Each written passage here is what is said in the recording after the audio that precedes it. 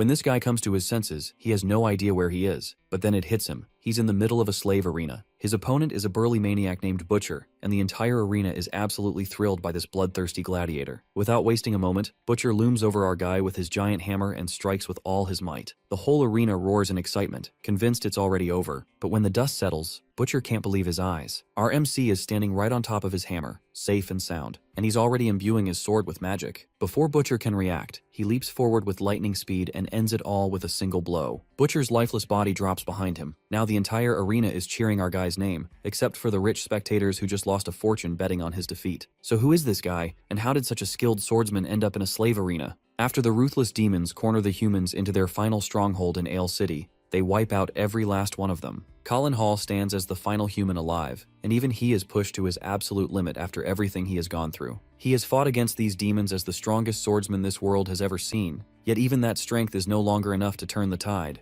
The demon standing right in front of him mocks him for still trying to fight despite being the only one left alive. At the same time, it does acknowledge his efforts in its own twisted way, and decides to reward him by giving him the liberty to choose how he wants to die. As the exhausted human watches all his struggles fall apart, his mind drifts back to how this entire nightmare first began. It has been a year since the demons suddenly stepped onto this world without any warning at all. Since humans were weak compared to them, the demons had no trouble invading one city after another with ease, and made their way into the capital. The soldiers did everything they possibly could to resist, but these magicless commoners stood no chance against monsters who could freely use magic. Magic does exist in this world, but the real problem has always been that it is reserved only for the nobility. These nobles always believed themselves to be the heroes meant to save humanity, yet their poorly trained and weak magic could not even compete with the lower-ranked demons. Colin recalls the forbidden magic book he obtained, a book that allowed anyone to use magic regardless of status. However, he regrets getting his hands on it so late, knowing that things might have been completely different if he had it earlier. As the story shifts back to the present, the demon asks him once again if he has decided how he wishes to die. It casually throws out suggestions like chopping off his limbs or burning him alive until nothing remains. Colin, however, refuses to bend even in this hopeless situation and bluntly tells the demon to shut up. He then rushes at the demon for a final desperate stand, but the demon easily blocks his attack as if it means nothing. Colin quickly regains his footing and shifts his aim toward the demon's chest, targeting the heart with precision. However, the demon pulls back just in time and mocks him, saying that mere swordsmanship stands no chance against him. But just as the demon is about to continue his taunts, he suddenly realizes that Colin has somehow managed to land a hit and injure his body. Colin admits that ordinary swordsmanship would indeed be useless in a fight like this. It becomes clear that his blade is no ordinary weapon, but a forbidden one that consumes the wielder's life force as the price for its power. After revealing this, the boy charges at the demon once again and dives straight back into combat. He manages to keep up with the monster, trading blows as an equal while continuing the clash without backing down. The fight drags on until he finally spots the opening he has been waiting for, and in a single swift motion, he cuts off the demon's hand. That moment instantly enrages the monster. Fueled by anger, the demon mocks the so-called forbidden blade and catches it barehanded without hesitation. He tells the boy that things might have turned out differently if he had used that technique earlier as a surprise attack, then calls him unlucky for wasting his only chance while crushing the blade completely. Without giving him any room to recover, the demon follows up with a fire spell that blasts the swordsman away. Colin slams into the ground and grits his teeth in pain as he realizes that even this was not enough to bring the demon down. The demon quickly closes the distance again and grabs him by the collar, lifting him up with ease. He mocks the loser for only managing to take one arm while losing everything he had in return. At the edge of death, Colin apologizes to his comrades for failing to keep his promise. Just as the demon strikes him again and leaves his body drenched in blood, the dripping blood soaks into the forbidden book, and something within it finally activates. The MC finds himself alive once again, and he looks around in confusion while asking where he is. Just then he hears a strange voice and quickly turns toward it to check what it is. There he finds the forbidden magic book, now speaking directly to him. It tells the MC that his blood has awakened it, and as a favor, it will send him back through regression and give him a chance to redo everything. The MC tightens his fist the moment he hears about regression, as it is something he had always wished for deep down. He calls it the opportunity of a lifetime and accepts the offer without hesitation. The book seems pleased and tells the MC that it will stay by his side and help him master the art of magic, so he can achieve his goal of driving the demons back to where they came from. At that moment, countless pages burst out from the book and begin circling around him as a mysterious figure appears right in front of him. The book then shuts itself, and the unknown figure is seen holding it as the process of regression completes. The scene shifts to an arena where the crowd is loudly cheering for someone called Butcher. The MC looks around, clearly confused about why he is holding a sword and a shield. As he tries to make sense of what he is doing in a slave arena, it suddenly hits him that he has truly gone back into the past. From the roar of the crowd, it becomes clear that our MC has just taken a hit from the well-known butcher, and somehow survived the blow. The owner of this slave arena, Viscount Thrace, twirls his mustache while looking down on these commoners, treating them as nothing more than tools to make him profit. To him, the purpose of these people is nothing more than entertaining the rich, and he treats them as pawns with no real value. As the fight intensifies, the crowd keeps cheering for the butcher, while the Viscount watches with excitement, convinced that everything is unfolding exactly as he planned, and that Colin was just an easy bait for the show. However, instead of getting crushed like it was supposed to happen, our MC cleanly dodges the attack and ends up standing with one foot placed firmly over the big guy's weapon. Around this point in time, Colin had no choice but to fight as a slave gladiator, forced into the arena without any escape. But now something feels different, and the boy realizes that he can actually use magic. He starts wondering if the magic book has merged with his body, and with that thought, he fights back, taking his first real step toward changing his fate. With just a few clean and simple moves, Colin rushes forward and slices through, severing the butcher's head from his massive body in a single decisive strike. He sets his mind on mastering the magic of the book, knowing that this time he wants to save humanity from being wiped out by the demons. As he glances toward the people who arranged this entire slave fight, he quickly understands that in his current position, even thinking about changing the future sounds like a joke. Realizing this, he decides to move step by step, and the first thing he needs to do is enter the Hall family just like in his previous life, and become Colin Hall once again. Our MC then recalls how in his past life, he was threatened and forced to deliberately lose this very fight. It turns out that the commoners had placed their bets on him, believing that he could defeat the nobles' champion known as the Butcher, but Viscount Thrace had planned to use Colin as a sacrificial piece just to entertain the nobles sitting above. Our MC, on the other hand, plans to use this moment as an opportunity to get noticed by the Lord of the Line territory, Marquis Darius Hall, and secure his way into the family much faster. With that in mind, he openly mocks the management for being useless, and boldly calls for them to send the next opponent at him. Meanwhile, Viscount Thrace is getting heavily scolded by the nobles after the Butcher's defeat, since he had convinced them to place large bets on the now-dead fighter. The Viscount struggles to keep his composure while trying to spin the situation as if everything is still going according to his plan, hoping to calm the furious nobles. On the other side, Marquis Darius shows clear interest in Colin and asks his butler, Cornell, to give his opinion on the final strike. Cornell admits that the slash was exceptionally powerful and, based on his experience, it clearly surpassed the level expected from an Imperial soldier. The Marquis appears intrigued, especially by the fact that the boy had the nerve to defy the Viscount's orders without hesitation. Back with the Viscount, he is still struggling to handle the angry nobles, and keeps trying to convince them that the boy will be torn apart in the next round. However, his weak excuses and forced confidence completely fall apart when Colin takes down the next opponent before the man can even properly step into the arena. The nobles erupt in anger after realizing they have been misled, and the Viscount, now desperate, resorts to force by ordering all the gladiators to be released at once against the boy like wild beasts. Both Cornell and Marquis Darius watch with growing interest, clearly eager to see how the boy handles this situation. As more than 6 gladiators charge toward him, Colin recalls how the Marquis once dreamed of a world where anyone could freely use magic. In his previous life, he failed to fulfill that vision entrusted to him, but this time, he firmly promises himself that he will make it a reality no matter what. The boy understands that simply defeating a few gladiators will not be enough to earn him a place in the Marquis family, so he loudly calls out to them and tells them to come at him all at once. The gladiators immediately move in from every direction, trying to surround him completely,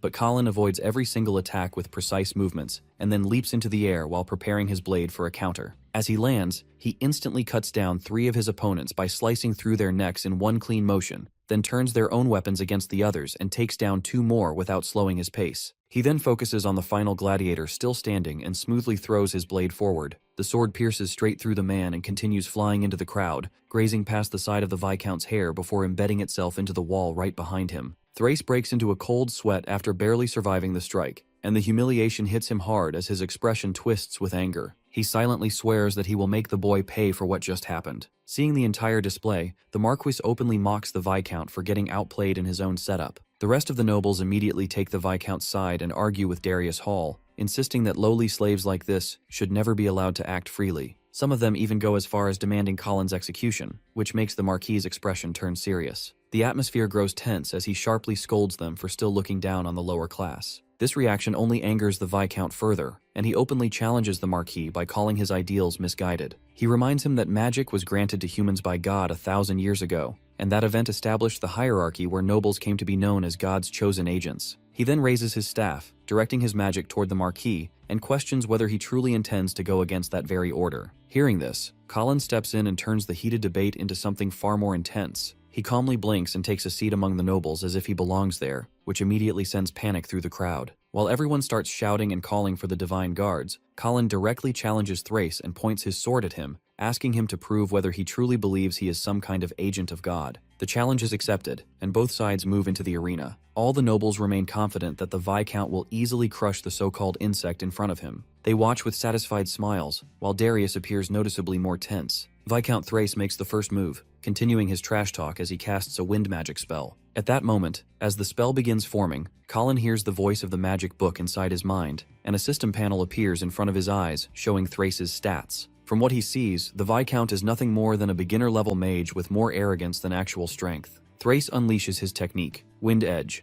a spell meant to cut through everything in its path. The nobles start laughing and placing bets on how many pieces Colin's body will be split into. Some guess 7 pieces, others say 8. The Viscount proudly tells the Marquis to watch closely as he demonstrates the clear difference between a noble and a slave. Colin, however, remains calm, his body unaffected due to his resistance to magic. Unfortunately for the Viscount, the only thing his powerful wind slashes manage to destroy is Colin's shirt. The attack passes harmlessly as Colin walks straight through it and closes the distance toward Thrace, leaving the spectators completely stunned. The Viscount quickly tries to draw his blade, but before he can fully unsheath it, Colin strikes and knocks it out of his hand, sending it flying away. He then places his own sword at the noble's throat, effectively ending the fight. At that moment, the magic system activates again and informs the MC that a new type of magic has been detected. Shadow hands emerge from the ground and wrap tightly around the boy, binding him in place. The magic is cast by the divine guards who have arrived after receiving a report that a slave has insulted the nobility. Their presence alone is overwhelming, and they immediately declare that they are here to detain the suspect. After seeing the divine guards, Colin realizes he is in serious trouble. These guards belong to the Magic Tower organization, a force known for enforcing bloodline supremacy and reinforcing strict noble dominance over the weak. The MC understands that these guards are elite nobles themselves, and their strength far surpasses that of ordinary royalty. He studies the binding magic quickly and realizes he could break through it with ease, but decides not to act immediately to avoid drawing attention. Instead, he pretends that he cannot escape the restraint. At that moment, he takes a bold gamble and loudly declares that he is the son of Marquis Darius Hall, ordering them to release the magic immediately. Hearing this, both the divine guards and the Viscount are visibly confused. People around begin whispering, saying they have never heard of the Marquis having another son. Colin, however, remains focused, hoping his gamble will work. He knows that divine guards do not normally lay a hand on true nobility, and he is betting everything on that rule. Thrace finds it unacceptable that someone would soil the name of nobility and use it so cheaply just to save his own life. As punishment, he is determined to deliver justice with his sword on the spot. Just then, a powerful voice echoes throughout the entire arena. It belongs to Lord Darius, whose mere presence makes everyone freeze where they stand. The Viscount quickly assures the graceful lord that he was merely ending the miserable existence of a sinner. Out of nowhere, the Marquis slaps Colin hard across the face. He declares it disgusting that a mere slave would stain his noble family name. Even the divine guards are stunned by what just happened. For a second, they truly thought he came to offer help. Thrace looks like a fool, unable to understand what is happening before him. The Marquis then grabs our boy into a tight chokehold, stating that some hard labor in the merchant guild should knock him back to his senses. Our protagonist remains silent as the thick, gloved hands of the Marquis tighten around his neck. Marquis Darius is outraged that he first insulted Thrace, and then even dared to raise a sword against the noble. However, Colin stays calm the entire time. Everything is going smoothly, just like he planned. After putting on that performance, the Marquis formally apologizes to Viscount Thrace for his son's improper behavior. Thrace's shrunken brain struggles to process since when exactly they became father and son. Colin shyly comments that he cannot be blamed since the Viscount insulted his father first. Daddy Darius immediately orders his son to remain silent. He then promises the divine guards that he will personally discipline his boy. He dismisses them, making it clear their presence is no longer required. However, the Viscount has no intention of backing down. He refuses to let even a Marquis use such an obvious joke to steal away his #1 slave. With bloodshot eyes and clear murderous intent, he declares that Colin will be put down by his own hands right now. He even points his sword directly at the lord of the territory to prove he is absolutely serious. Our boy laughs when he sees the fool checkmate himself.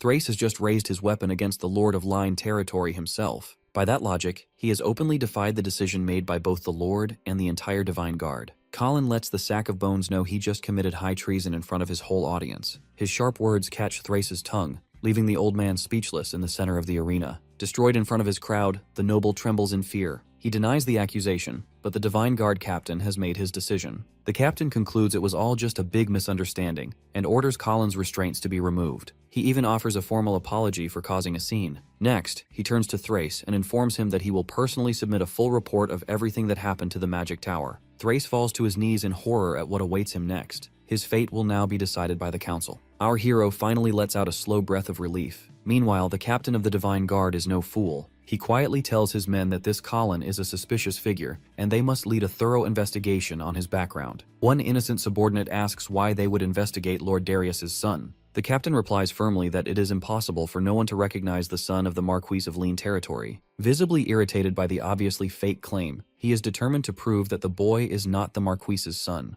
On the other hand, his subordinates find it strange that Colin did not curb under pressure, even when he was restrained. They suspect he must share some special connection with the Marquis, who arrived so quickly to protect him. Although the captain cannot explain every detail yet, he orders his men to keep a close watch on the suspect. The scene then shifts to a carriage traveling through a lush forest. Inside, the Marquis laughs heartily at the brilliant performance Colin delivered in the heat of the moment. After a brief silence, Colin expresses his sincere gratitude to the Marquis for saving his life. Shortly after the duel, the Lord had sent his butler Cornell to purchase Colin immediately before anyone else could step in. The Marquis then shows genuine interest in his abilities, asking whether he has experience fighting on the front lines. His sharp eyes had already judged that Colin's movements were far from ordinary. The smooth precision of his actions suggested either years of battlefield experience or training under a skilled warrior. Our hero lowers his gaze and drifts into old memories. He shares that after his parents died, his own village sold him into slavery when he was still very young. Years later, a kind noble purchased him and taught him basic magic. That same man also trained him to survive in real combat. Strong emotions show in his eyes as he says that the noble gentleman was no different from a father to him. After the noble's passing, the man had entrusted him with the dream he was never able to achieve himself. Colin's eyes glow with determination as he declares that he will do whatever it takes to fulfill that dream. He is willing to give his life for it. His unwavering resolve completely catches Lord Darius off guard,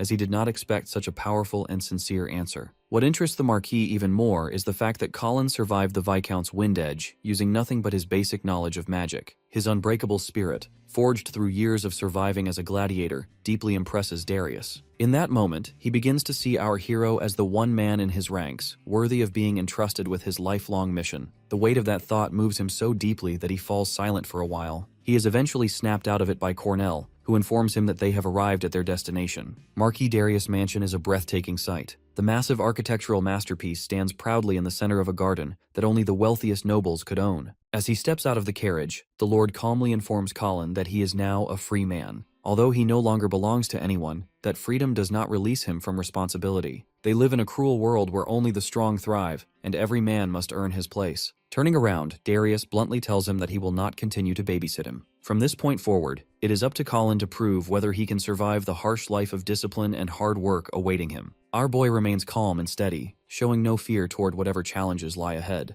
Marquis Darius states that he expects great things from him in the future. Formally addressing him as Colin Hall, he confirms our hero's status as his adopted son. With that declaration, Phase 1 of his homecoming is finally complete. In this world, nobles almost never marry beneath their rank. Status must match status, otherwise the bloodline gets tainted, and the family's power weakens over time. The Hall family, in particular, is obsessed with preserving the purity of their lineage, but among them stands one exception, Lord Darius Hall. Unlike the rest, he doesn't buy this noble nonsense, mainly because he was born as an illegitimate child to a maid. From the day he was born, he was treated as inferior. Whispers followed him through every corridor. Yet instead of breaking, he crushed that prejudice with sheer ability. Through merit alone, he rose to the rank of Marquis of the Line Territory. As he walks through the grand halls with Colin, he calmly shares this belief. A man's background means nothing. Strength and competence decide everything. He tells Colin plainly that he can offer him fame, wealth, authority over society, or whatever else he desires. But nothing will be handed over for free. If Colin wants those things, he must prove he has the talent worthy of them.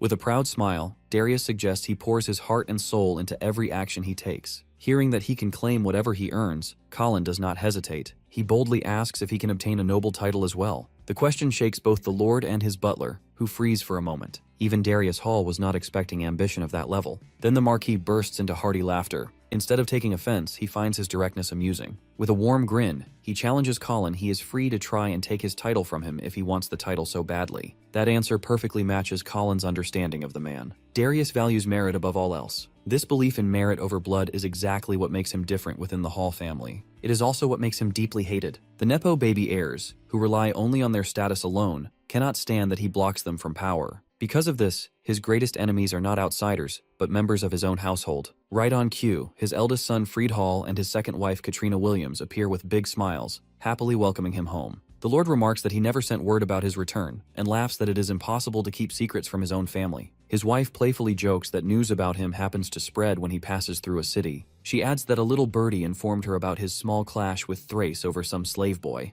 Lord Darius Hall coldly stares at her with contempt. In reply, she smiles mischievously, acting like an innocent lady who did nothing wrong. Darius silently surveys the servants attending her, snakes in disguise who report his every move behind his back. Colin stares down the woman as well, Daryu's closest yet also his greatest hidden enemy. In his past life, she was the reason he failed his lifelong mission. After dealing with her husband, he became a victim of her schemes as well. She was the sole heir to her parents' title and vast fortune. That is why she carries the authority and influence of a first wife, even though she is technically the Lord's second. Her ultimate objective is simple, to ensure that her son, Freed Hall, becomes the next head of House Hall. In his previous life, she manipulated him completely. This time, however, he has no intention of letting history repeat itself. With blazing confidence, he steps forward and states that it is a true honor to meet Lady Katrina Hall and Big Brother Freed. Then he loudly and proudly introduces himself as Colin Hall. He vows to devote every last ounce of his strength to making the influence of House Hall stronger. Hearing a commoner use the family name so boldly, Freed Hall is left utterly stunned. Just as he prepares to insult Colin in front of everyone, his mother raises her hand and silences him at once. The cunning lady decides to handle that job personally. She expresses disgust at the thought of a pleb staining her noble family name. Lady Katrina turns to Cornell, asking the butler whether this new servant requires strict re-education in manners and respect. Cornell wisely keeps silent, unwilling to anger either side.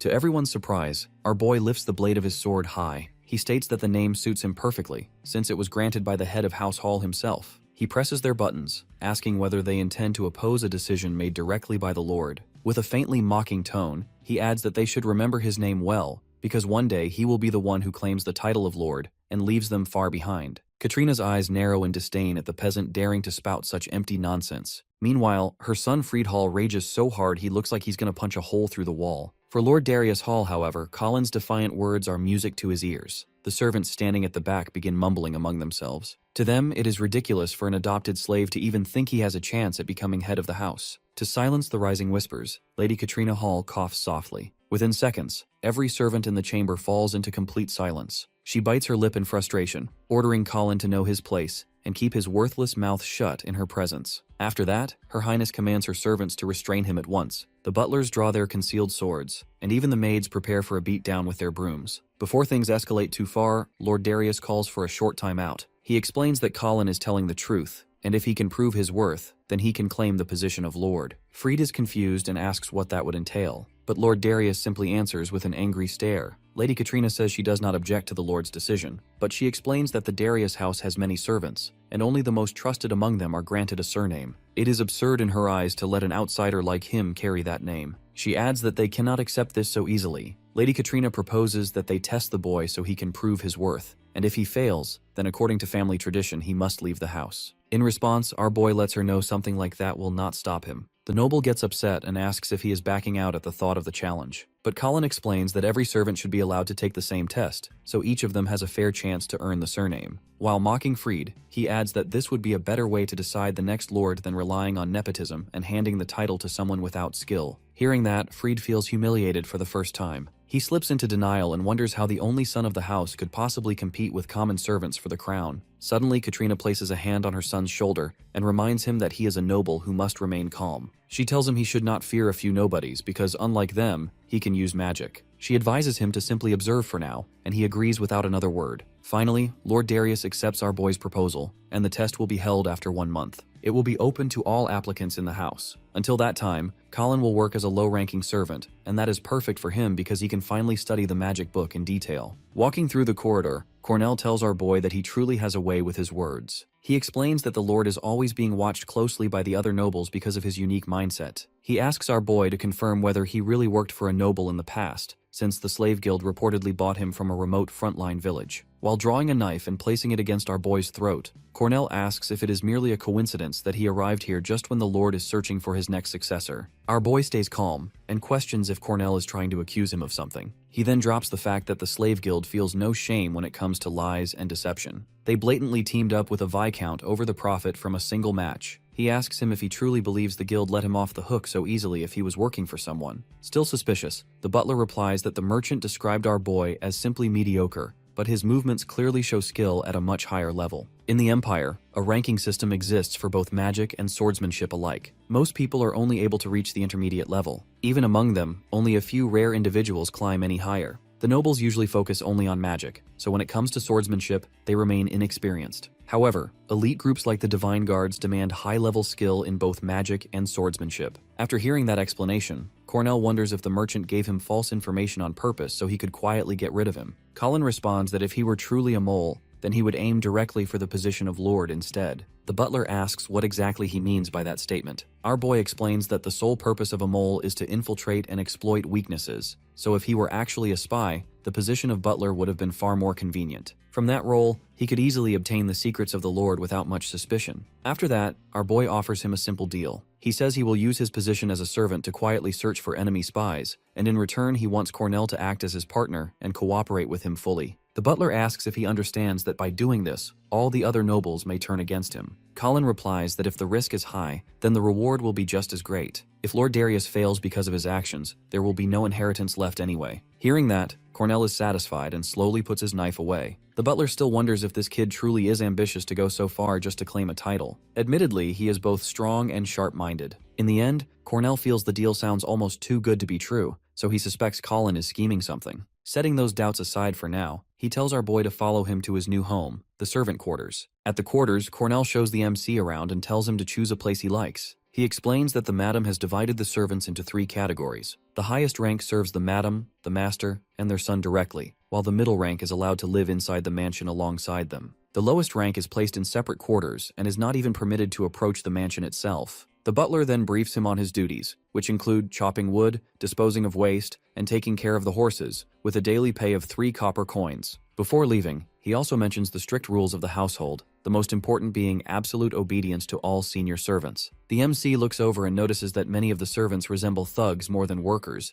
and he wonders if he is truly expected to obey people like them. Cornell calmly explains that these rules were personally set by the madam herself. The MC accepts the terms without resistance and greets the other servants, saying he looks forward to working with them. Instead of responding normally, the servants begin mocking him, calling him the future lord of the territory in a sarcastic tone. One of them steps forward and mentions that they have already heard about how the boy picked a fight with the madam and her son. Another smirks and says they will teach him the proper way to greet his seniors. The situation escalates as one of them smashes a glass bottle and uses it as a weapon. He orders the MC to kneel down and slap his own face while repeatedly saying he looks forward to working with them until they are satisfied. The others start mocking him as well, but the MC does not take the humiliation lightly. He grabs the thug's finger, and before the man can react, he is instantly overpowered and manhandled like a rag doll. The other servants stare in complete disbelief as Colin kicks the man away and sends him flying across the area. Before they can even process what happened, the MC calmly declares that he will not hold back and begins slapping the thug while repeating the same line about looking forward to working with him. The other servants lose their temper and rush in with a killing intent, but Colin reacts instantly. He flicks his sword and strikes them with the hilt right into the face, stopping their charge in an instant. One of them staggers back and realizes his comrade has lost a tooth, but before he can even react properly, Colin is already on the move again. He leaps forward and delivers a clean flying kick that sends another thug flying without resistance. The second thug slowly regains consciousness, only to find Colin already standing in front of him with his sword drawn. The MC calmly asks if he is satisfied now. The thug quickly agrees in order to save his life, but the moment Colin turns his back, he tries to attack again with a shattered bottle in his hand, screaming for him to die. In the next instant, the entire scene shifts in an instant. Colin stands still with his sword already in position, completely unfazed, while the thug drops to the ground having lost both his hands. As the man screams in pain and panic, Colin slowly sheaths his sword and turns back to ask if he is satisfied now. Night falls, and the MC estimates that by now he has likely earned Cornell's trust, although he still cannot predict how things will unfold later. With that in mind, he opens the magic book and begins trying to learn magic to strengthen himself. Colin recalls from his previous life that Countess Katrina had replaced all the servants of the Hall family after marrying Darius, placing her own people throughout the estate. As a result, Her relationship with Darius had deteriorated further over time, even though it was already incompatible from the beginning. In order to protect himself and keep an eye on the situation, Darius assigns his loyal friend Cornell as his butler. Cornell is the only person with enough authority to not only remove the Countess if needed, but also take part in the selection process of the successor. The MC remembers that in his previous life, Cornell was ruthlessly murdered, and after that, Countess Katrina gained significant influence, allowing her to push her own son toward succession. He reflects that if the butler had survived, things might have turned out differently. Colin then realizes that his current beginner-level magic resistance will not be enough to protect him, so he needs to grow stronger. He starts focusing on learning both defensive and offensive magic. With that thought, he reaches out to the book, and its pages burst outward around him like a violent hurricane. He feels as if the contents of the book are being forced directly into his mind, and in an instant, he is overwhelmed by a pain that leaves him completely paralyzed, like thousands of ants biting through his body at once. The energy surging through him becomes unbearable, as if his blood, bones, and soul are being submerged in molten magma. A dark knight-like figure emerges from the book and calls out Colin's name. In the next moment, it appears behind him, whispering for him to destroy, fall, and submit. The MC struggles under the pressure and begins to wonder if this is truly the price of learning magic. He recalls a colleague from his previous life saying that one only needs to close their eyes and feel the flow of magic to learn it properly. He thinks to himself that it must be easy to be a noble, since they can learn magic as naturally as breathing, and he clearly recognizes the huge gap created by bloodlines. Even so, he forces himself to endure and places his hand on the book, declaring that he will succeed no matter what. But just before he can complete the thought, something suddenly catches his attention and throws him off guard, and the entire space echoes with an eerie sound. The next morning, the servants are already up and moving through their usual routine of washing and preparing for work, when the thugs notice the MC has just woken up. One of them immediately mocks him, pointing out how unusually relaxed he looks for someone who went to sleep after causing trouble with his seniors. The MC casually responds that he was certain he would have been stabbed in his sleep by now, but clearly even that didn't happen. Before they can react, he adds that it likely wouldn't have mattered even if they had tried anything. He stretches, yawning slightly, and remarks that the previous night's training left him exhausted. He decides he will eat first before thinking about work. He then adds almost offhandedly that the night of grinding had paid off and he has unlocked a special type of eternal magic. Before the situation can escalate further, the scene shifts outside the residence where a group of guards is moving through the area, forcing people to clear a path. The servants immediately bow their heads in fear as the entourage approaches, and one of the guards yells for everyone to make way for their one-eyed lieutenant. A servant standing in front is caught off guard while carrying a bucket of water. He fails to step aside in time, and a guard kicks him in the stomach, sending him and the bucket crashing aside. Water spills across the ground and splashes onto the lieutenant's shoes. The lieutenant stops and looks down at the stain. His aide instantly begins shouting at the servant for daring to dirty their leader's footwear. The lieutenant raises a hand, signaling him to stop, and then slowly walks up to the trembling servant. The servant apologizes repeatedly, insisting he wasn't paying attention and begging for mercy. The lieutenant smiles faintly and says it cannot be helped, which briefly makes it sound like he is forgiving him. But before the servant can even breathe in relief, the lieutenant's expression sharpens. He calmly states that eyes which cannot even watch their surroundings properly are unnecessary. In a swift motion, he tears out the servant's eye, leaving him screaming in pain as the lieutenant coldly mirrors his own one-eyed appearance. The other servants glance at the screaming man with a mix of fear and pity, but the aide quickly snaps at them, asking what they are looking at and ordering everyone to get on their knees. At that moment, the MC walks past them without slowing down, almost as if the entire scene has nothing to do with him. His casual stride catches the aide completely off guard, leaving him momentarily unsure whether to react or ignore it. The MC, more focused on his own thoughts, wonders what he should eat for breakfast since servants are not exactly provided proper meals here. The thug who had been injured earlier immediately recognizes him and reports to the lieutenant that this is the same guy who severed his hands the previous day. He also warns that the MC had been muttering to himself all night, which makes him seem unstable. The lieutenant narrows his eyes slightly, forming a conclusion that the boy is likely dangerous in an unpredictable way. He calls out to him. The MC finally stops and looks over without any sign of concern, asking flatly if he wants his hands chopped off as well. The lieutenant licks the blood from his fingers and remarks that they are not like the soft nobles or the countess's people. The other guards step forward and declare a harsh rule of retaliation, stating it is an eye for an eye and a tooth for a tooth. They then challenge the MC directly, asking whether he will cut off his own arms or if they should do it for him. The MC remains calm, showing no change in expression, and instead responds with a cold counteroffer. He tells them they can choose between losing their hands or losing their heads. The lieutenant, however, smiles as he says that he will not be the one fighting him. Instead, he brings forward a former slave arena champion and tells our boy that this is the one he will be facing. Colin immediately recognizes the man as a guard reserve and an intermediate level servant named Daku. He starts sweating heavily because he never expected to run into his bestie in a situation like this. Colin remembers him as his closest friend, someone he could always rely on in his life before regression. They had spent time together doing all sorts of things, including fighting monsters side by side. Now, however, the poor guy stands there as just an intermediate level servant, clearly having taken a beating. As our boy reaches for his sword, he tries to provoke him by asking if he is really stepping in to fight on behalf of a loser. Daku raises his sword and points it at Colin, replying that he is simply following the rule that every junior must obey their senior. Our boy questions that logic, asking if they are not even allowed to speak up while being treated like this. His words catch the slave boy off guard for a moment. Colin uses that brief opening to snatch the sword from his hand and instantly dashes forward, placing the lieutenant at sword point. The underlings are left stunned by how fast the boy moves, and even Daku stands there in shock, realizing that his sword was taken from him without him even noticing it happen. The lieutenant nearly wets his pants, but somehow manages to keep his composure as he asks Colin if he understands who he is getting involved with. He reminds the boy that Lord Freed personally chose him, and going against him will bring serious consequences. Colin slowly pulls his sword back without saying a single word. The lieutenant straightens his collar now that he feels safe again, and immediately starts acting tough, insisting that our boy is not leaving this place without facing some kind of punishment. The creep then orders his men to teach Daku a lesson, and without hesitation, the servants slash the poor guy across his back, drawing blood. He calls him worthless trash and commands his men to show no mercy at all. The minions mock him as they continue, even driving a blade through his hand while saying that this is his punishment for failing, since he just lost the only chance he had to prove himself. Seeing this, Colin's anger finally snaps, and he instantly cuts down both of those minions, slicing through their necks and killing them on the spot. As he turns his back toward the lieutenant, the ugly leader of the servants notices a brief opening and quickly takes a stance, ready to end the boy's life in a single strike. However, his movement turns out to be clumsy, and before he can even follow through, his sword gets cleanly cut apart. Colin warns him that next time it will not be his weapon that gets sliced, but him instead. Just as he raises his sword to strike again, his attack suddenly gets intercepted by Daku. Daku steps in front of the lieutenant to shield him, standing firm despite everything. He acts like a loyal guard and confronts Colin, telling him to stop adding to his sins by disrespecting his seniors, even though his hand is still bleeding from the stab wound. Since he has no intention of fighting Daku,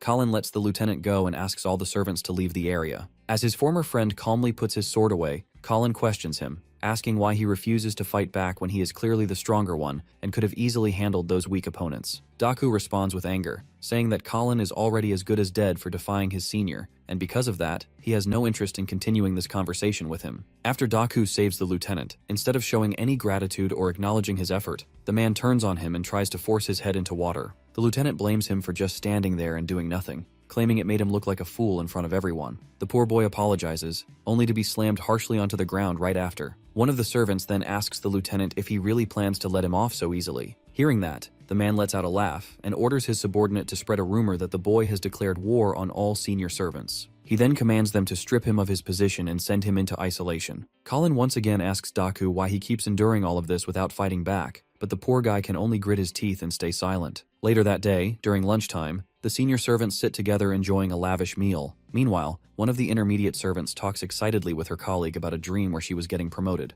unable to hide her excitement even at the thought of it. Meanwhile, the low-ranked servants are given nothing more than a bowl of soup instead of a proper meal, yet none of them are seen complaining about it. Just then, our boy arrives and walks up to the counter to get something for himself. He looks around and questions why everyone is staring at him like that. The cook spills his soup and starts laughing, saying that those who do not work do not deserve to eat. Colin, however, takes it lightly and instead walks straight toward the section meant for the senior servants. He casually climbs up to their dining area, making the senior slaves furious as he pushes a few of them aside without caring. He reaches the proper meal section, where a full buffet is laid out, and casually picks up a croissant along with a piece of chicken to eat. Butler Cornell steps in and reminds him that this area is reserved only for high-ranking servants. The senior servants immediately demand that the butler punish this outcast properly. However, instead of taking action against him, the head butler quickly comes up with a smart excuse to handle the situation. He explains that the boy has only just arrived and that it is normal for newcomers to make mistakes. He then asks Colin to come along with him, while all the senior servants look disappointed.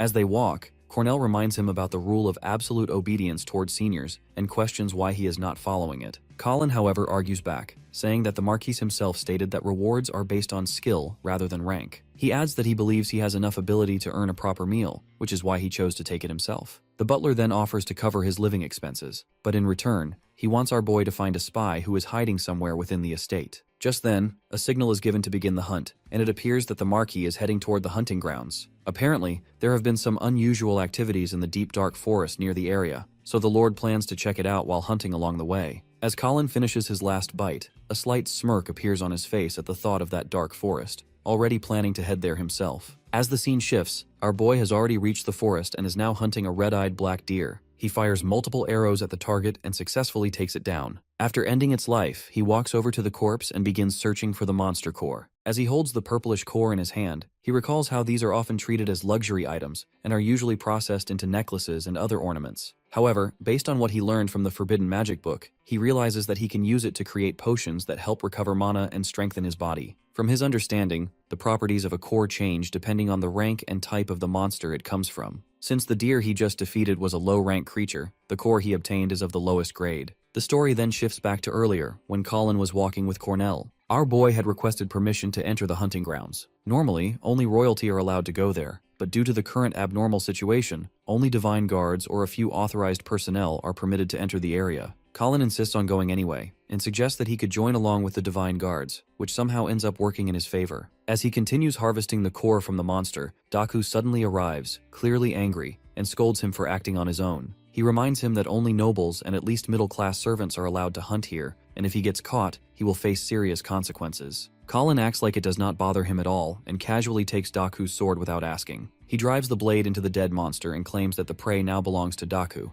and since Daku is a middle-class servant, there should be no problem anymore. Daku immediately loses his temper at this ridiculous reasoning, and regrets ever getting involved with a low-class servant who keeps making things more difficult for him. When he questions why Cornell allowed Colin to come along, our boy takes out the head butler's dagger and shows it to him, saying that he has been assigned a mission, and this dagger is the proof. He further explains that both of them are expected to assist with the investigation, and while doing so, they are also supposed to bring back some proper food. Daku kneels beside the monster's corpse and glances back at our boy, wondering how he ended up this unlucky to be paired with him. He lets out a sigh, and the moment he looks down again, he realizes that the meat is already gone. It turns out that the outcast has already started roasting the meat in no time and even calls Daku over to eat with him. Daku immediately panics and hurriedly asks what he thinks he is doing. Colin shows no sign of guilt, which earns him a scolding as Daku reminds him that the meat is supposed to be handed over to the Lord and their seniors. Our hero argues that there is more than enough meat and even urges him to sit down and eat together.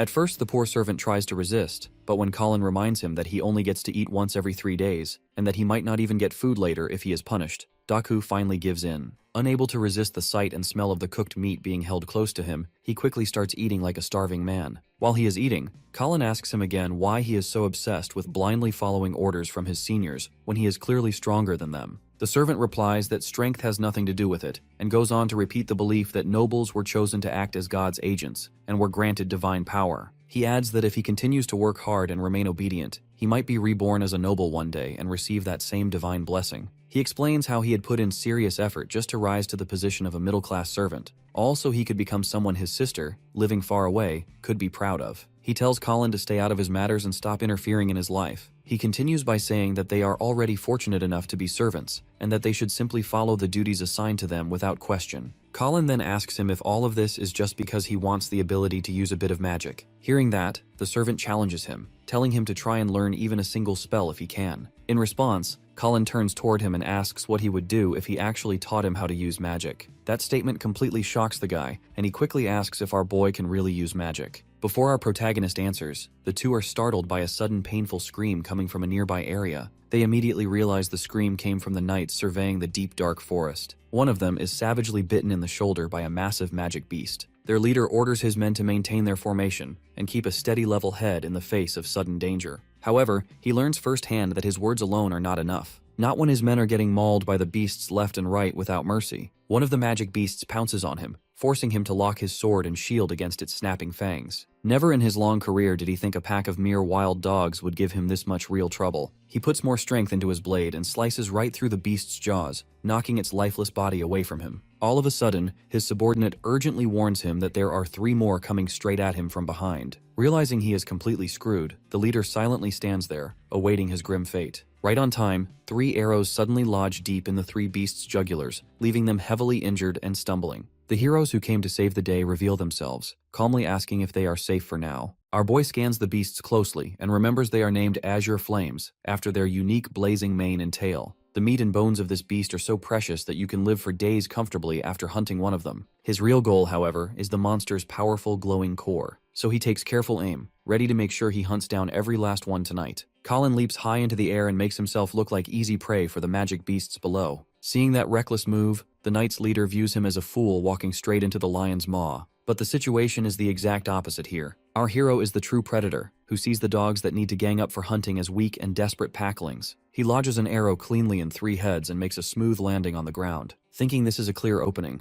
one of the magic beasts dares to ambush him swiftly from behind. Like time has completely slowed down for him, our boy bends back to dodge it with calm precision, before he kicks it hard in the gut and sends it back to hell where it came from. Watching him kick away a massive beast like it is a little puppy, all of the knights are just as amazed as they are shocked. Cold-blooded as always, Colin calmly shoots it in the chest one last time to completely seal the deal. Soon after that, more magic beasts come prowling from the dark forest. That turns out to be a fatal mistake, because he unleashes a rain of arrows on them, eliminating them all on the spot. The leader observes his overwhelming combat skills firsthand in disbelief. He can barely believe his own eyes that a single warrior has the ability to take down more magic beasts than his entire squad combined. Suddenly, our boy senses a powerful and extremely dangerous energy approaching him. He jumps out of the way just in time as a massive pillar of blazing azure flames violently crashes down where he stood. It came from a beast who looks a little different and far larger from the others. He realizes what is coming next when he sees bright blue sparks cooking inside its mouth. As it opens its massive jaw, 3 blazing blue balls come hurling straight at him. Moving through them like a seasoned veteran hunter, he returns the favor with 3 sharp arrows of his own. To end the poor puppy's suffering quickly, he smashes the heel of his foot hard into its skull. Talk about brutal. The sheer force of his kick drives the beast's head deep underground like it is some startled ostrich. At that exact moment, an arrow suddenly whizzes past his face, reminding him he is still surrounded by people who are not exactly his allies. Turns out, however, it was aimed at a beast he was completely unaware of quietly creeping up from behind him. Daku quickly alerts him that he should not let his guard down in the middle of a chaotic fight. My guy flashes him a quick thumbs up in appreciation. Meanwhile, Daku sighs in annoyance like a classic tsundere. Impressed, Captain Glenn sincerely wishes to know which lord such incredibly skilled warriors are actually working for. Before Colin screws up another introduction again, Daku smoothly introduces himself and his friend as a backup divine guard and a low-rank servant who were sent by Marquis Darius's butler Cornell as support. Their strange partnership of our dynamic duo completely stuns Glenn. After hearing that they were saved by a reserve guard and a low-ranking servant, the royal guards react with clear disgust. The lady questions what Cornell was even thinking when he sent the old woman's servants to assist them. At the same time, another guard mutters that it is embarrassing to be rescued by low-ranking amateurs. Hearing that comment, innocent Daku still doesn't realize who exactly they are calling an old woman. Meanwhile, Colin uses the break to collect the magic cores from the fallen monsters. At last, he finds a mid-rank core, which he can later use to craft a potion by following the instructions written in the magic book. A large knight suddenly shouts at him and demands to know who gave him permission to touch the monsters. His captain Glenn steps in and says they should stay focused on the mission assigned by Lord Darius and simply let Colin deal with the dead bodies. Our boy asks the big man who he is calling a brat, reminding him that he was the one who saved them. He adds that only a brick-headed idiot would speak so rudely to the person who just helped them. Angered by that response, the man moves as if to charge at him. However, both the girl and Captain Glenn quickly tell him to calm down.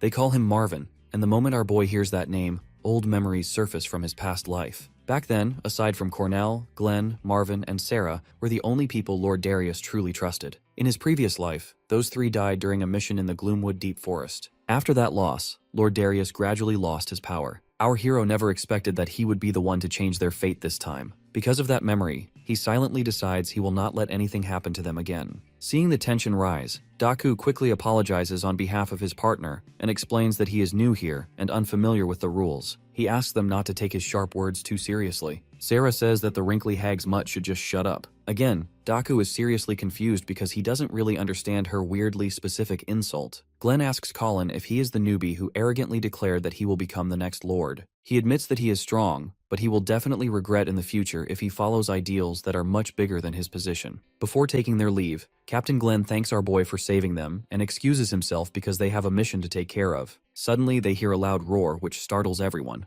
Out of nowhere, a pack of azure flames along with the Mega Evolution version appear in front of them. Seeing that giant magic beast, all three freeze and Sarah shouts that it's an Azure King. The Azure King, with its giant size and bright blue burning flame, leaves them stunned. He lets out a mighty roar so loud that they all start trembling in fear. Then he uses his claws to unleash an attack, but they are all too slow to react, or even lift a finger. Captain Glenn's life flashes before his eyes, and he closes them, thinking his squad is going to die. When they open them again, they see something that they cannot believe. A low-ranking servant, who should have no combat skills at all, blocked the Azure King's attack. Captain Glenn asks him who he really is. Being the aura farmer he is, Colin replies that he is the hero who saved them for the second time in one day. As simple attacks have no effect on the Azure King, our boy steps in and uses his special move, Mountain Crusher, on the giant wolf. However, the attack is too shallow and fails to leave any real damage on the hard hide of the elite mob. Immediately after that, the wolf launches a counterattack. He tries to block it, but he cannot fully absorb the impact, so his sword breaks, and he is sent flying back. Following this hit, he understands that he cannot defeat this monster in his current condition. A normal sword like his does almost no damage to it. Seeing that, the three royal guards quickly move in to cover him, and Sarah asks our hero if he is okay. Captain Glenn tells everyone that the Azure King is a high-level monster that has already killed many elite soldiers before. The Azure King then orders its underlings to surround the party and attack them from all sides. At this point, Marvin panics about what they should do. These side mobs are already hard to deal with, and now the king is here as well. Our boy calmly says they should not focus on the smaller ones, because they have no real intelligence and only act like puppets for the king.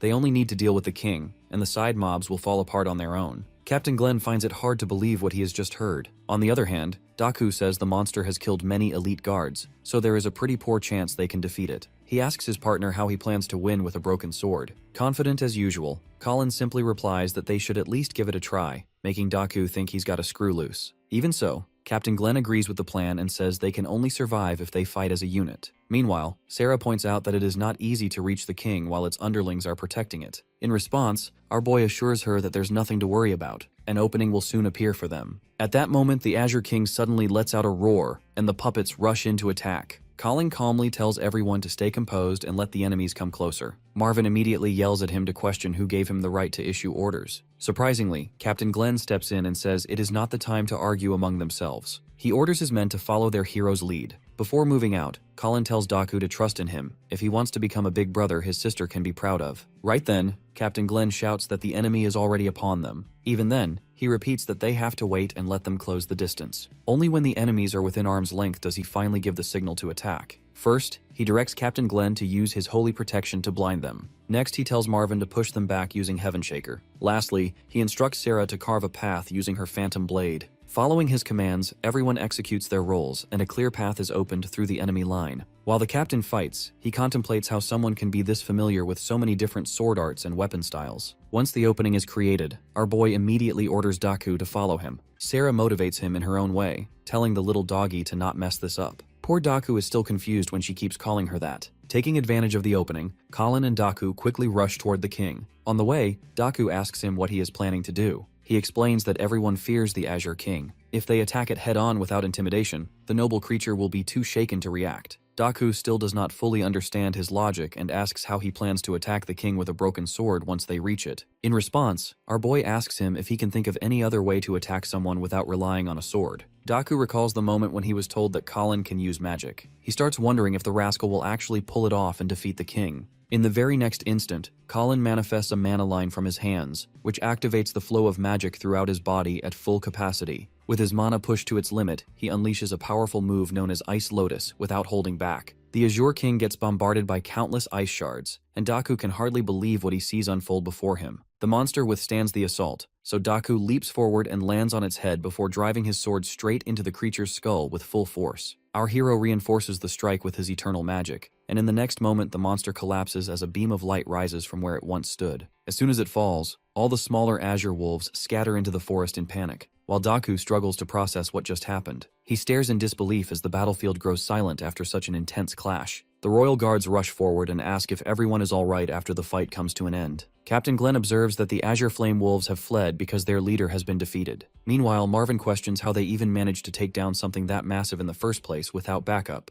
Colin replies that the plan only succeeded because of their support, and he admits that no one can predict how the outcome would have turned out without their assistance. Sarah examines one of the ice shards closely and begins to feel suspicious about our hero's true abilities. Marvin comments that the boy reminds him of the captain during his younger days, which leaves Daku confused about who this former captain might be. Marvin explains that Marquis Darius Hall once led them, and Sarah adds that they all served under him in the Lionheart Brigade. She continues by explaining that after the brigade disbanded, the surviving members eventually became part of the Royal Guards. She then sarcastically remarks that the old lady's dog does not even know such basic information, which finally pushes Daku over the edge. He confronts her directly for calling him the old lady's dog, and declares that his name is Daku with full pride. He demands that she engrave his name into her memory and fires back by calling her an old hag without hesitation. That comment clearly strikes a nerve, and Sarah falls silent for a moment while Marvin awkwardly explains that she refers to the Countess as the old lady. Daku looks surprised at that revelation, but before he can process it further, Sarah suddenly appears right in front of him and demands to know why he thinks she looks old. She argues that she still stands in her prime youthful beauty no matter what anyone claims, but Daku refuses to back down and insists that she has already passed her prime.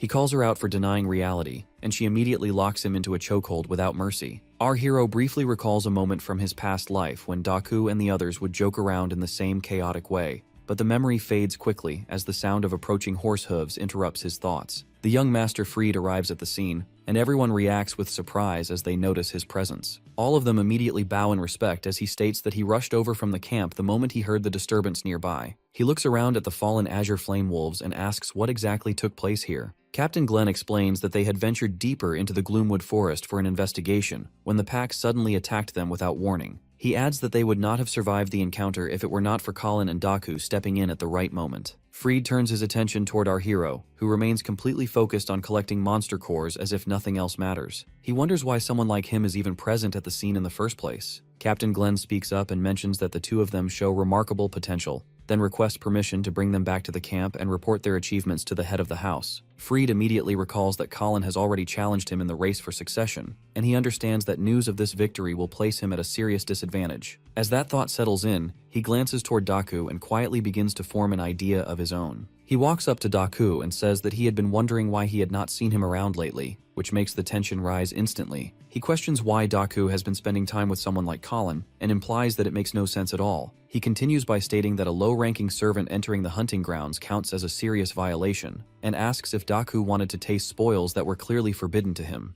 Daku stays silent as Freed calls him a worthless man, and adds that his sister Erica would feel disappointed if she learned that he had already forgotten the lessons taught to him before. Colin steps in and says that he still stands above a pampered brat who cannot function without his mother's support. Then he greets Freed with sarcasm and calls him a failure. Sarah lets out a quiet laugh, while Captain Glenn tells her to stay in line and not escalate the situation further. Freed grows angry at the insult, but Colin continues and explains that people do not bow because Freed is impressive. They do it because his mother is the Countess. The entire crowd falls into shock as Colin adds that it must feel great to command others just because of powerful parents backing him. Freed attempts to intimidate him and claims that he can have him killed without effort. Colin agrees in a calm tone, but says that the only way Freed can do that is by running to his mother and asking her to deal with a servant who annoys him. Freed loses control and orders his men to restrain him at once, and chains appear as assassins bind Colin according to the young lord's command. One of the assassins places a blade against Colin's throat, and everyone watches as the situation turns dangerously tense. The royal guards recognize the assassins as the Blades of the Empire,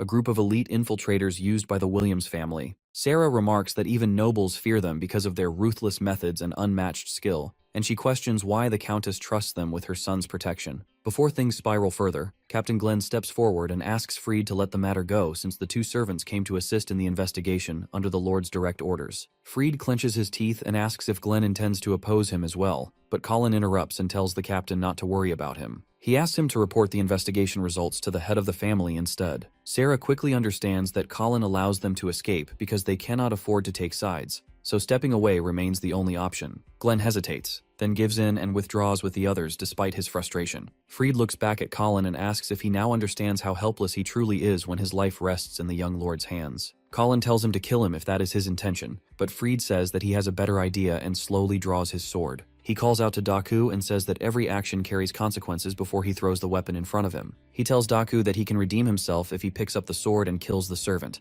which leaves Daku completely speechless. Fried then promises that he will let Daku walk free if he follows through with the command. The story then shifts back to Colin's life before regression. Right 1 month after the demons had dropped down to Earth, he is being beaten up by mutant monsters that look like a mix of goblins and ogres. The monster lord has already captured him and mocks him for being a pathetic savior. The demon lord offers him a sword and tells him he will trade the humans he has captured if Colin kills his friend Daku, who is also captured along with him. Daku already looks at his limit and can barely hold himself together. The demon lord sits there enjoying the scene, satisfied that he has forced humanity's so-called hero to kill his own friend with his own hands. With no choice left, Colin plays along and picks up the sword. He walks toward Daku, who then begins to speak and confesses his story. He says that the day his father died was also his sister Erika's birthday. Soon after that, their mother died from an unknown illness, and both of them, now orphaned, were captured and turned into slaves. He continues that Marquis Darius eventually found them and bought them, but their luck did not fully save them as he was still forced to be separated from his sister, who was sent to the Williams family estate under the order of Darius's second wife. Daku then explains that since the demon race has not yet reached that estate, he asks Colin as his final wish to take care of his sister, as he believes she will be safe there. He tells him that she was always picky with her food, and finally he requests Colin to tell his sister that her brother was a mighty knight, so she would be happy knowing he fought for her until the very end.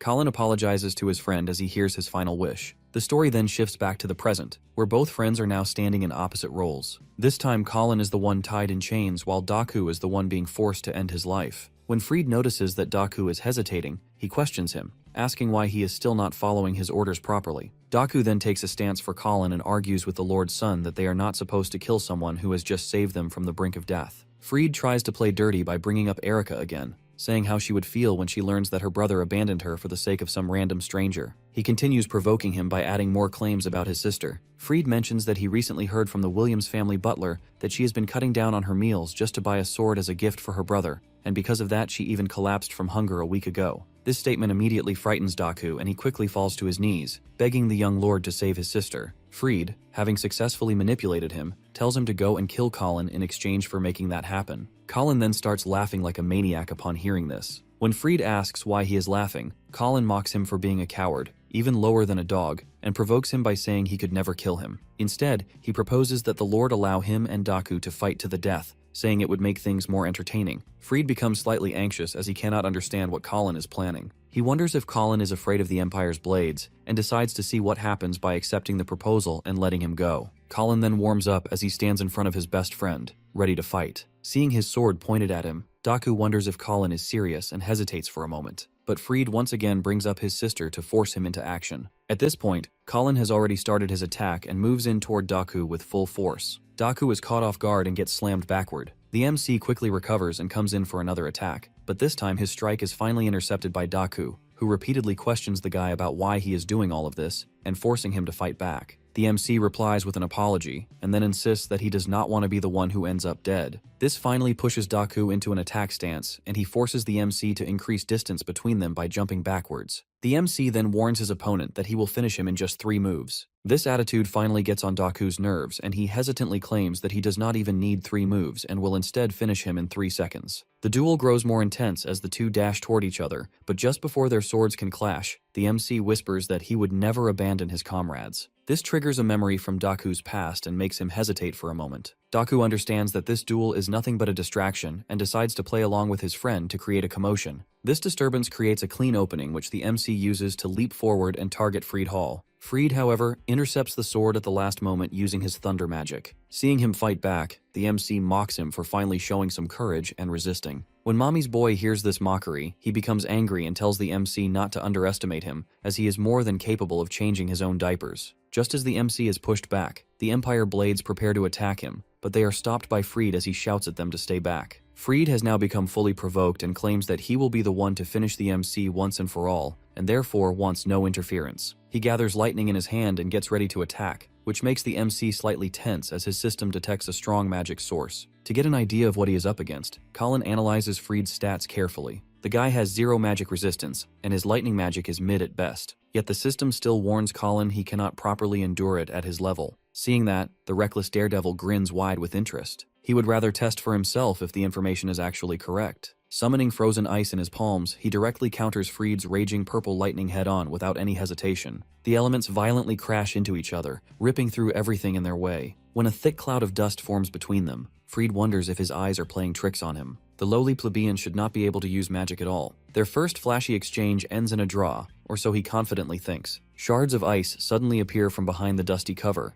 though he easily zaps them into harmless water vapor. Confused and slightly unsettled, he racks his brain over where the ice could possibly be coming from. At that moment, our boy mocks him, casually asking where all that gusto about his amazing magic suddenly went. With a sharp glare that pierces right through Freed, he calls the Nepo baby what he hates most: a failure. Everyone's jaws slowly drop as they watch a lowborn survive the direct onslaught of a noble's magic. Daku questions if his own eyes fool him. Meanwhile, the young master sweats buckets. A mere plebeian cast ice magic strong enough to overpower his own attack. He deludes himself into thinking that it must be a cheap trick. Summoning his absolute strongest thunder spell, the noble loudly declares it is complete nonsense to believe a mere lowborn can wield real magic. Our hero quickly encases himself in a faintly blue aura to defend against the incoming powerful bolts. But he suddenly receives an untimely warning that his magic reserves have completely run out. His defensive spell immediately fails. Mana exhaustion hits him hard, and he barely stands upright while using his sword as a crutch. It slowly dawns on him that he is surrounded with absolutely nowhere left to escape, so he grits his teeth and bears the full brunt of Freed's raging purple thunder head-on.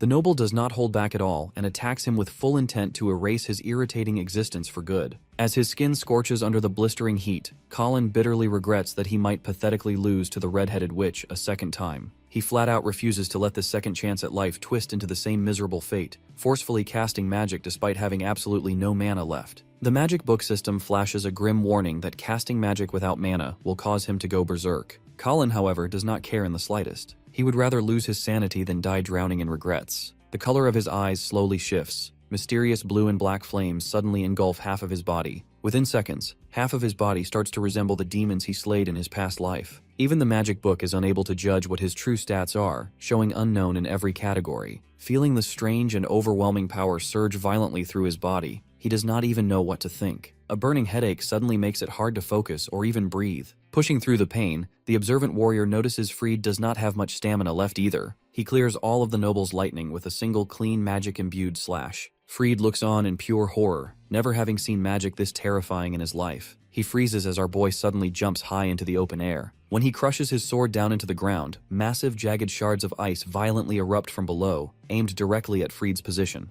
The noble remains confident his intermediate level thunder magic is more than enough to zap away the incoming ice. However, he figures out far too late it was all just a calculated distraction for his opponent to slip silently behind him. Like a seasoned assassin, Colin approaches from behind while Freed is still busy blocking his barrage of sharp ice shards. Freed's pupils shrink in fear, and his life flashes before his eyes. In a desperate last-ditch effort, he barely dodges death by sacrificing his favorite horse as a meat shield. He unsteadily lands on his feet that have never touched grass. Meanwhile, our hero continues to radiate the powerful blue mana that is seemingly infinite. Noticing that his breathing is heavily labored, the noble recognizes his enemy is right on the brink of total collapse from exhaustion. He casts Chidori Blade, gathering crackling lightning magic in the palm of his hand. Our boy shows absolutely no fear as he cuts through the crackling bolts effortlessly, declaring it is finally time to finish their reckless scuffle. When his blade stops inches from the young master's pale face, Freed realizes Mommy will not be able to save him this time. He jumps back and shuts his eyes tight, thinking he had a pretty good run. Right then, a radiant golden magic circle suddenly saves him from getting skewered like a sweet Turkish delight. It deflects Colin's force right back at him, knocking him a short distance away across the ground. Both boys look completely stunned when they see the one who saved Freed and firmly tells them to stop at once. Lord Darius lets the boys know they are not in some crude gladiator arena. This is a noble hunting ground, so they should cease their completely senseless battle immediately. Atop his mighty armored steed, he calmly suggests they duel it out properly and officially after they return to the grand house of Hal. Freed looks at his father with just as much gratitude as his hate for the man. Meanwhile, our hero quietly looks on with his glowing demon-like eyes. As the last of his unstable magic is fully drained, he falls to his knees in total exhaustion and slowly returns to normal. Recognizing the faint but unusual aura of magic coming off him, the Lord is genuinely amazed and concerned. Colin recognizes the threat is gone for now, so he finally lets go, blacking out cold on the spot. A few days pass before he fully recovers consciousness. When he opens his eyes, he finds himself lying in a soft bed inside the Hall mansion. Suddenly, he feels the same burning sensation of the demonic-looking magic that took over his body. He quickly jolts upright in bed to check himself, and luckily enough, he has returned to normal. completely unchanged in appearance. While he quietly appreciates that he did not become some horned demon, a familiar gentle voice nearby says it is glad to see he is finally awake. My guy turns right and sees a zombie-looking Daku. Bro looks like he was the one in a coma for 5 whole days. The poor guy quickly brings him up to speed, saying that he blacked out and made everyone seriously worry. Sarah apparently slapped him repeatedly to bring him back, and Captain Glenn had to physically carry him all the way to the mansion. Sarah worried so much that she held the doctors at blade point, saying they would share the same coffin as him if they failed to save his life. He has a hard time believing any of that, but there is no denying he feels better than ever right now. To get some fresh air, he invites Daku to accompany him for breakfast on the way to thank Sarah properly. Having said that, he cannot forget Daku sticking to the sacred bro code for him. He thanks his friend with a cheeky little grin. Daku pretends like it was nothing, but he's pleasantly surprised that Colin has the words thank you in his vocabulary. Later in town, all of the other servants start shaking when they see our hero pass through. He gives them a suspicious look, wondering if he somehow has something weird on his face. He overhears a few maids whispering rumors about his intense fight with Freed. Silently getting close to the ladies and jumping scaring them, he politely urges them to share exactly what they have been hearing about him. Terrified, the ladies immediately make a run for it without hesitation. Daku is confused why the women are acting like they just saw a ghost. Taking a closer look at his friend's pale complexion, Sherlock concludes they must be terrified of his lifeless zombie look. Daku gets annoyed, because he is the reason he stayed awake 4 nights straight. Not a big fan of Daku's sudden attitude, he loudly yells that he never asked him to become his personal nurse. Just then, Lieutenant Hairloss rolls up with his crew and openly mocks the potential future Lord of House Hall. Irritated by his untimely interruption, the boys shout in sync at the idiot that this is not the time. They somehow force him to apologize for absolutely no reason. After loading for a solid second of confusion, the lieutenant furiously declares that he came here today to take revenge for the humiliation he suffered a few days ago. Irritated by the old man's endless yapping, our boy walks right up to him as the man makes lame excuses for why he lost last time. This lieutenant unironically believes things will be completely different now, and that he will finally teach this disrespectful kid a lesson he will never forget. The man snaps his fingers and loudly shouts the name of his squad. A few awkward seconds pass while he stands there, fully expecting our boy to get flattened on the spot. When he notices his men just standing around like confused ducklings, the lieutenant frowns and asks if they suddenly went deaf. To him, that snap is an obvious signal for them to attack the target. His troops hesitate before reminding Big Boss Hairloss that their target is a monster who fought neck and neck with Master Freed. Daku lets out a short laugh, not surprised at their reaction after seeing Colin fight up close. The lieutenant's forehead twitches as a vein pops from pure embarrassment. Since his men clearly lack courage, he decides to step in personally and salvage what little dignity he has left. That is when his eyes land on his favorite pawn standing in a very convenient position. He immediately grabs the guy by the collar and yanks him forward, calling him a traitorous dog who betrayed his master. Declaring it a serious offense, the lieutenant takes it upon himself to deliver judgment. The ugly bastard even looks excited at the thought of beating his defenseless subordinate. But Daku calmly does something he never expected and blocks the weak punch with one hand. The lieutenant's arm trembles, completely stuck in Daku's firm grip. Daku states clearly that this piece of trash does not have the authority to punish him. Then he casually swats Lieutenant Hairloss aside like he's a clingy ex who refuses to move on. The man nearly short-circuits from shock, unable to process when the obedient little puppy suddenly grew the nerve to defy him. Hearing the loud argument, Captain Glenn arrives and demands to know why everyone is making noise so early in the morning. Marvin and Sarah step in right after him, both clearly annoyed that their breakfast got interrupted. The lieutenant lets out a smug laugh, convinced that the royal guard will punish the troublemakers far worse than he ever could. The greasy bootlicker immediately bows low before the guards, singing their praises. He quickly reports that he was simply carrying out his noble duty to drill proper manners into the disrespectful brats Jojo posing behind him. My guy salutes Captain Glenn like all's good in the hood. The lieutenant expresses his disbelief, offended by how relaxed he is while addressing someone of higher rank. Suddenly, Marvin steps in and smacks the lieutenant aside, saying he is just glad to see Colin finally woke up. Watching this unfold, the lieutenant's face goes blue with pure confusion. Right now, he is witnessing the most elite guards in the territory casually joking around with the so-called insolent brat like they are best buds. For a brief moment, he convinces himself this is just a fever dream. With no options left, he argues that it is unacceptable for elite guards to socialize with a low-ranking servant. Sarah throws an arm over his stiff shoulder and bluntly tells him laws set by old hag Katrina don't mean jack to her. She also adds that the sound of his whiny voice seriously annoys her, so he should keep his mouth shut unless he wants to start wearing a second eye patch. With that gentle warning delivered, our hero joins the royal guards for breakfast. He turns around with a mischievous smirk and politely apologizes to the boss for embarrassing him yet again. The scene then shifts to them in a nearby bar where they celebrate his recovery. Colin admits he originally wanted to thank them for saving him once before, and now he apparently owes them another favor on top of that. Sarah shrugs and says she was happy to help because she cannot stand Potato Head anyway. Captain Glenn also reminds him that he did them a huge service back in the forest. Curious, Daku asks Sarah if she has known the lieutenant for a long time. The lady immediately gets heated just thinking about the smooth-brained bastard. Wanting to steer things away from that topic, Captain Glenn changes the conversation. He's been meaning to discuss for a while. There are only 3 elite knights remaining in their ranks, and he would like the 2 to join. Colin stays composed, but his friend nearly loses his mind at the idea that a substitute like him can become member of the Royal Guard. Glenn emphasizes that this is a massive opportunity, because it would grant them all the privileges reserved for high-level servants. Our protagonist refuses the offer with zero hesitation, stating he has no interest in playing knight. He already has his sights set on something far greater, and he does not plan to settle for anything less than his ambition. And his words are enough to stun the whole drinking party. One of them suggests that he stop pursuing the foolish endeavor of becoming the Lord of Line, that just because he defeated the young master doesn't mean he should be cocky. The chick chimes in, drunk as ever, correcting this dude by stating that whatever Colin used, it just had to be magic. Pointing at him abruptly, she figures that he must have used some kind of magic to defeat the Azure King as well. Our boy doesn't respond, letting things play out, while the other dude questions how in the world could a former slave even manage to lay his fingers on magic. The old geezer butts in to pressure the kid into giving an explanation. Colin reflects that he always knew these guys would soon catch up to his secrets. While they're eyeing him down right now, he's just happy for already having prepared a cover story like he's some kind of serial gaslighter on the block. All eyes are set on him. The woman is moments away from accusing him of something, while Colin is afraid of their reaction. And the epic resolution? The girl's best guess is that this guy is some kind of former noble, scaring him for no reason. Bro is still baffled while she's chiming up to him, applauding her own ability to uncover his secret identity. She's so drunk she even assumes his backstory being some kind of illegitimate child who ended up becoming enslaved,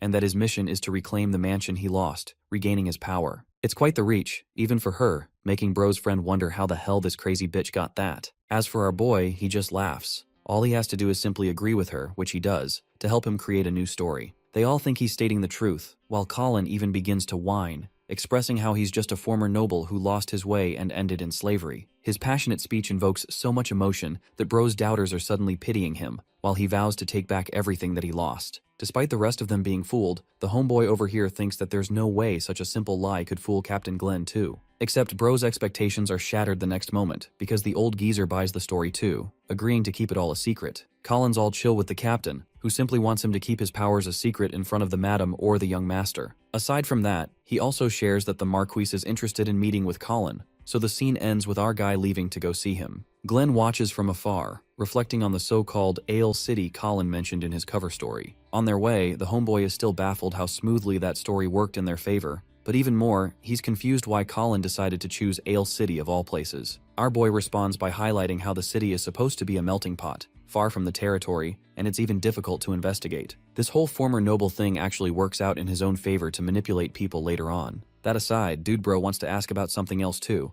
gesturing his hand into a hook. He wants to know if Colin is aware of some three-legged crow, or if that's also some technique he invented on the fly to mislead people. You see, back then when he saved Daku's life, Colin slashed the fat monster's head clean off, emphasizing that he should go and share that message to his sister by himself. After saying so, he continued to annihilate the rest of the monsters, but before his blade could reach the boss, the sword stopped under the influence of this heavy, vaporizing magic. Colin froze in shock, while the monster taunted him for even entertaining the idea of defeating him. Then came Daku himself to the rescue, who found the perfect opening to lunge forth, blindsiding the monster before he could even retaliate. In the end, both of them managed to slaughter the beast with a decisive double attack, and then they ripped him into pieces to serve on a sushi plate. Daku had some serious beef with our boy right afterwards too, calling him a piece of shit for treating his will like it was cringe or something. Anyway, they couldn't argue for long because these two guys were quickly jumped by more fat ugly orc demons or whatever the hell these things are. Daku cut one down, roaring his complaints against Colin for pulling a ridiculous stunt that could have killed the hostage he was trying to save in question. Our boy told him that cutting the hostage down wouldn't have helped him either, since the monsters wouldn't just let him go. Daku then shared his complaint about why Colin couldn't just send him a signal or something before his grand act.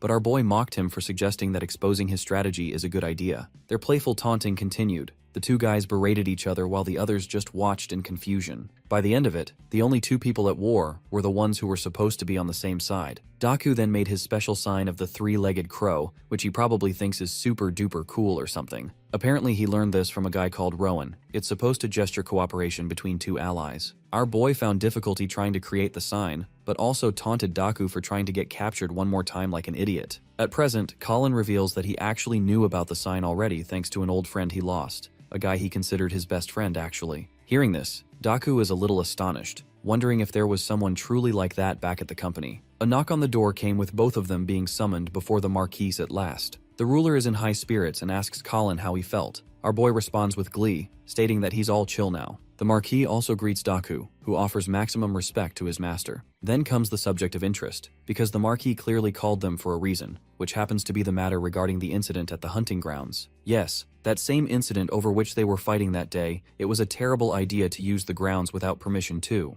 The Marquis personally comes up to them, sharing how he has a connection with Glenn for a while now. Together, they've already faced death several times, grazing past it, coming this far. That's why even in his position, the Marquis fears losing them, and he respects these two young men greatly for saving his friends. Daku adds that with shared regret of not being able to save more of their comrades in the end, a failure on their part. However, the Marquis absolves them of this blame, stating that they had no fault, and that it's actually his mistake for not being able to anticipate the monster raid sooner. Colin and his homeboy just stare at each other in confusion, while the Marquis adds that they probably heard about the situation of the Royal Knights from Captain Glenn himself. Since they're standing in front of him now, he wants Colin to answer once more, and like clockwork, this man shoots the offer down with confidence. Switching his target to Daku next, the Marquis asks the same question, startling the young man because he's given a personal offer to become the Royal Guard. Fidgeting in fear and panic, Bro says that he's so inexperienced that even a position of a guard is not fitting for him, let alone the capable position of a Royal Guard. To help him out here, Colin assures the young man that he should speak from his feelings instead. Focusing on that, the guy clumps up his emotions and shouts with passion his desire to become a Royal Guard. The decision is resoundingly clear, but the Marquis is interested in offering a reward to Colin too of his own choice. Given that kind of freedom, he makes a serious remark, a desire to free Erica, Daku's sister, the one who is currently a servant of the Williams family. His choice for a reward stuns Daku himself, who did not see the unexpected turn of events. Colin remains adamant on his request, pitching how both siblings were together until they came to the Hall family, and unfortunately her body was deemed far too weak, except Daku has only wanted her to remain by his side. The Marquis asks once more if that is truly his desire. Colin relents that he shares a brotherly bond with homeboy over here, and that he is without a doubt his best friend. That's why he just doesn't want to leave him when he's clearly in trouble. The guy's face is flat. He never even expected such high praise, while our boy insists that Daku's sister be reunited with him. That kind of bond, the brotherly bond between comrades, reminds the Marquis of his own allies. Unfortunately, since this matter concerns the Williams family, it's not going to be easy or quick, and at once, the Marquis asks that Daku step out of the room for now. The guy is ready to leave, but he's left pondering about Colin's existence once more. Now that our boy is left alone with the main man himself, the Marquis brings up another topic, reminding him of the day the boy challenged Thrace in a fight. Back then, the Marquis quickly realized that he was not an ordinary slave, and it stunned him all the more that Colin survived a magical strike, before going on to win the fight harmless. What surprised him the most of all was how he managed to show a power that he displayed several times before. Also, the Marquis seems to know about the cover-up story he made against Captain Glenn too, speaking of his intentions to reclaim nobility. Interestingly,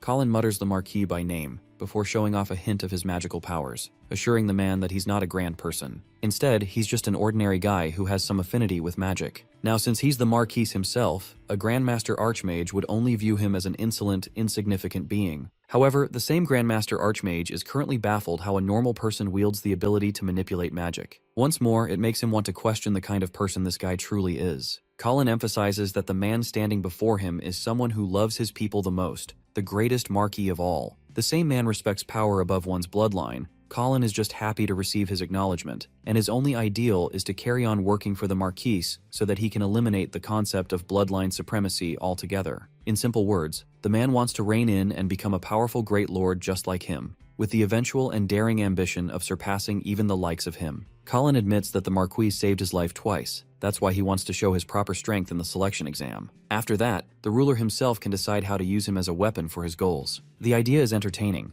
but it actually makes the Marquis cackle out loud uncontrollably. Bro's out here impressed and actually expects great things from Colin, confirming his leave. Before he's off, he asks for one last thing, inquiring the young man's opinion on Rowan. Colin feigns ignorance, as if he doesn't know the name at all, so the Marquis simply tells him to leave without explaining further. Watching him go, Darius Hall is confused why he thought of something like that. He summons his butler Cornell, who was casually aura farming hiding in the shadows. The same steward is curious if the boy is ordinary or a genius. From the way he judged Colin, it seems that he doesn't know about Rowan, which also means that the kid is not from Ale City like he told them. It's a lie, so the butler is not very trusting of him and believes it could be some kind of scheme, because they've had such an incident in the past. And well, it seems like the Marcus's own wife appears to have backstabbed him in the past. That aside, the butler hands him a note, sharing that he received information from Spirit Cat. Darius is intrigued and wonders the kind of information they got him. In the next scene, we have our boy back at home looking at the shiny stuff he's copped, consisting of materials, coins, and potions. It's all thanks to Colin trading his spoils of war for efficient supplies, and with the stuff he's copped this time, his own strength will skyrocket. At the same time, the name Rowan bothers him a lot, making him question who this guy even is. The only time he heard that name is when Daku said it back in his past life, but apart from that, nothing else seems to be known. Then, the way the Marquis said it made it seem like Colin was supposed to know the guy or something. Regardless, he chucks the little bead into his tube, hoping to ask Daku later about the situation. Next, he stirs the whole thing into a potion before chugging it down his throat. After consuming the liquid, the first thing Colin does is chant open the magic book. The special artifact scatters heaps of pages in front of him, and he continues to consume more vials in the process, discarding another into the pile. Experimenting a new change, Colin focuses his energy and chants absorb, immediately forcing his muscles to tense up from the pressure. The system confirms the absorption of the mana, increasing his mana capacity by 1 point. And damn, this system really is the opposite of the one in solo leveling at this point. Colin reflects that mixing some flame monster cores with Jade Sovereign Grass can raise his mana capacity. At least that's the information he found in the book. But even a potion like this could only get him 3 points at most, while some don't even offer a single one. Regardless, Colin fears losing control after running out of mana again. That's why he intends to improve magic resistance first. At the same time, he can't help but admit how disgusting the whole thing tastes. It's making him want to puke already, and consuming them one by one is going to take him way too long. Bro fears that he'll die of diarrhea before improving, making him wonder if there's some easier way to handle things. Staring at his mana capacity, he suddenly reads notification from the system, detecting a powerful monster core. Basically, this core can be turned into a magic artifact to aid him. It's an interesting idea, so he takes the blue core and investigates further to play with the approach. He taps on the system screen to configure the setting, and meditating allows him to cast the avatar of the monster in a golden aura. Like the magic book instructed him, he channels his might into the mana core. Forming a picture of the artifact in his mind, he wonders what he should craft. He decides quickly and squeezes the crystal ball in his hand, before materializing the magic artifact with the blue core. The crafting procedure is pretty extraordinary, and it ends with the golden shimmers fading away. The system confirms the successful creation of the artifact, which is a bracelet around his left arm. Lo and behold, it's the Azure bracelet with the special effect of granting the user wild intuition. There's also a blessing that helps boost his mana capacity by 1 point for wearing it. Still, to test its effects, my guy chugs another bottle, only to amplify his capacity by 2 points instead. In other words, even the ordinary portions that gave him 1 point can now be converted to 2 points just because of one bracelet. It's an incredible object, but what he's really curious about is the main ability called Wild Intuition. Just then, his senses sharpen as he senses something on the other side of the door. Colin can sense 2 individuals. They're both maids, but bro is so startled he physically shouts in confusion. It seems as if he suddenly found his way to X-ray vision, or more accurately put, life force vision. The same happens when he glances at the guards, viewing the world in a different color gradient. Next, he checks on the Marquis and Katrina too. Their flames are an indication of their mana. All of that aside, Colin hears a faint, distinct voice, echoing that it is